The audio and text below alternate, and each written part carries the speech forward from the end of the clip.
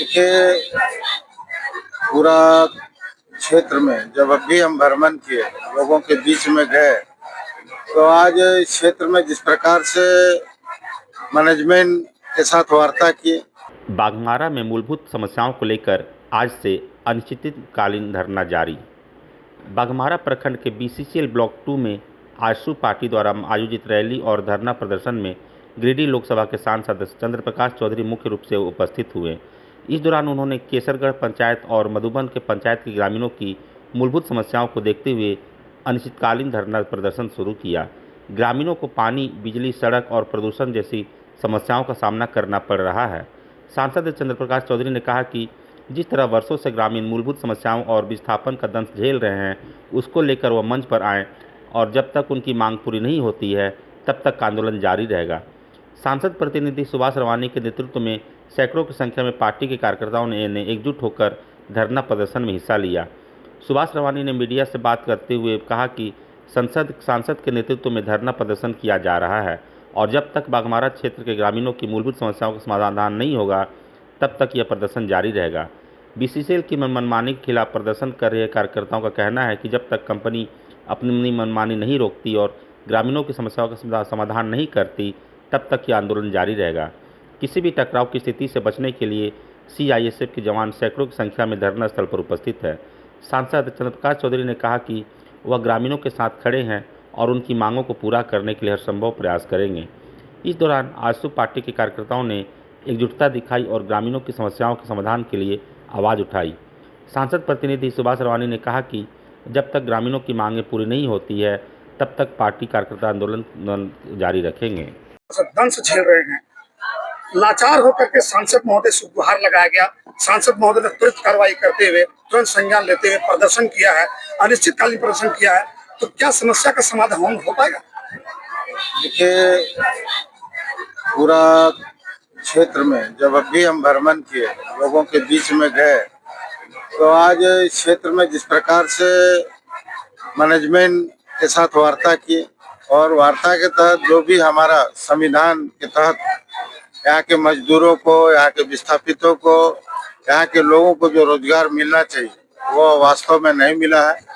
और जिस प्रकार यहाँ के जो विस्थापित है, आज घर जल रहा है, नीचे आग लगा हुआ, ऊपर में घर है। किसी भी दिन बड़ा हादसा, कई दिन धनबाद में इस तरह का हादसा हुआ, लोगों को आज तक न विस्थापित किया गया है, न लोगों को पानी, बिजली। आप अभी देख रहे हैं जिस रास्ता से हम लोग जाते हैं, यहाँ पर बड़ी बड़ी हाईवा मशीनें चलती है, बड़ी बड़ी गाड़ियां चलती है और इसी रास्ते से गांव के लोग भी आना जाना करते हैं। इतना प्रदूषण है कि यहाँ के लोगों को जीना दुश्वार हो चुका है। अंत में मजबूरन आज लोगों को रोजगार के लिए भी दर दर भटकना पड़ रहा है। आज यहाँ पर जो 75% आरक्षण देना है, यहाँ के लोगों को, स्थानीयों को, विस्थापितों को, आज एक भी लोगों के यहाँ नहीं रखा गया। सेल्फ पिकर मजदूर है जिनको पहले 15,000 मिलता था, आज उनको घटाकर 6,000 मिल रहा है। बताइए, इतना शोषण हो रहा है। एक एक महीना खटा कर आउटसोर्सिंग जो काम करते हैं लोगों को, और 15 दिन का मात्र पैसा दिया जाता है। यहाँ तो अंग्रेज के काल से भी बदतर स्थिति है पूरे क्षेत्र में। इसलिए एक सांसद होने के नाते मेरा भी एक दायित्व बनता है कि लोगों का हक और अधिकार हम निश्चित तौर पर हम देंगे। जितना भी संघर्ष करना पड़ेगा, हम यहाँ के जनता के लिए, यहाँ के युवाओं के भविष्य के लिए और यहाँ के विस्थापितों के लिए, ग्रामीणों के लिए हम संघर्ष करते रहेंगे और उनका हक दिलाएंगे। 1987 में 79 व्यक्तियों को बीसीसीएल नौकरी देने की बात रही थी, लेकिन पूरा नौकरी नहीं। देखिए, हमेशा बीसीसीएल यहाँ के लोगों के साथ शोषण किया है, यहाँ के लोगों के साथ अत्याचार किया है और इसके लिए एक जनप्रतिनिधि होने के नाते हम सड़क से लेकर हम सदन तक इसकी आवाज को हम बुलंद करेंगे। कितना दिन हो गया यहाँ मूलभूत सुविधा तक उपलब्ध नहीं है? मैं बहुत नजदीक से मैंने देखा है इन सब चीजों को और मैं खुद एक विस्थापित परिवार से हूँ। बिना संघर्ष का, बिना लड़ाई का लोगों को हक मिलने वाला नहीं और इसकी लड़ाई मैं अंतिम दम तक लड़ूंगा। मीडिया के माध्यम से आप जनता आपकी जानना चाहेगी लोकसभा क्षेत्र की, क्या कब तक ये पूरा? निश्चित है, इनका हक है, जो संविधान के तहत इनका हक है, उस हक को हम दिलाएंगे और लोगों से हम यही अपील करेंगे कि आप लोग सजग रहें, जागरूक रहें और अपने हक के लिए हमेशा लड़ाई लड़ें। जो कि यहाँ पर डराया जाता है, धमकाया जाता है, कुछ माफियाओं के द्वारा, कुछ गुंडों के द्वारा लोगों को परेशान किया जाता है, प्रशासन के द्वारा। इन लोगों को तंग किया जाता है, जेल भेजा जाता है। इन सब चीजों से अब डरे नहीं, अब खुलकर सामने आओ, सड़क पर आए, हम उनके साथ खड़े रहे। अब ये तो उनका अपना सोच है, किस हिसाब से सोच रहे हैं। यदि उनका शोषण हो रहा है, यदि उनको अच्छा लग रहा है तो ये अच्छी बात है उनके लिए।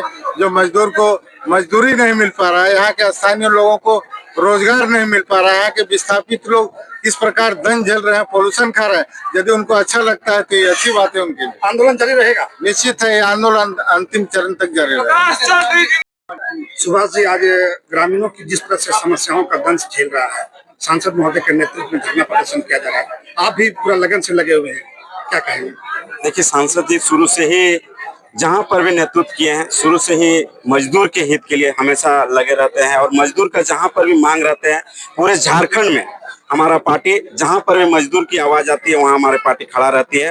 और माननीय सांसद जी का हमेशा प्रयास रहा है कि मजदूर का जहां शोषण हो रहा है वहां सबसे पहला यदि आवाज उठता है तो माननीय सांसद चंद्र प्रकाश चौधरी जी पे उठता है। आप सांसद महोदय तो जानते नहीं, लेकिन इसका जनप्रतिनिधि तो आप करते हैं, यहाँ पे आप उनका संचालन करते हैं, वो प्रत्येक दिन की तरह कई समस्याएं हैं। देखिए, हम लोग धरातल पे जाकर हम लोग देखते हैं कई ऐसा समस्या है जो आज के डेट में मजदूर को शोषण किया जा रहा है।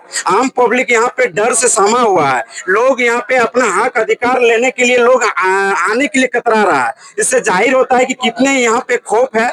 हम आपके माध्यम से बताना चाहेंगे, ऐसे माफियाओं को चेताना चाहेंगे कि माननीय सांसद जी की आगाज हो चुकी है और बाघमारा विधानसभा में ऐसे माफियाओं को अब हम लोग खदेड़ने का काम करेंगे जो शोषण मजदूरों के खिलाफ जो कर रहे हैं, ऐसे माफियाओं को यहाँ से भगाने का काम करेंगे। आंदोलन जारी रहेगा, जरूर जारी रहेगा। पूर्वक बंदी हम लोग कर रहे हैं। पहले ही अपील किया है और सभी लोगों को अपील किया है कि आप बिल्कुल आउटसोर्सिंग कंपनी में जब तक यहाँ के स्थानीय लोगों को नौकरी नहीं मिलेगा